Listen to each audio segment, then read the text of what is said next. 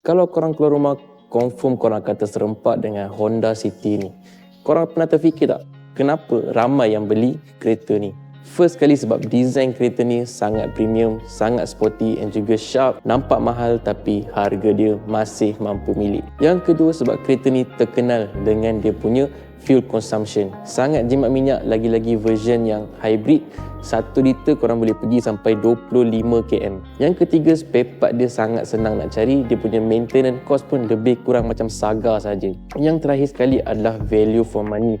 Dengan bulanan lebih kurang dalam 900 saja korang dah boleh angkut dah Honda City ni. And korang akan dapat features-features yang saya cakap tadi lah. Korang akan dapat kereta yang handsome, premium and juga sporty. Itulah sebab kenapa korang selalu nampak kereta ni atas jalan. So kalau korang rasa korang pun nak angkut sebiji Honda City ni, korang DM saja saya akan adjust sampai korang dapat kunci.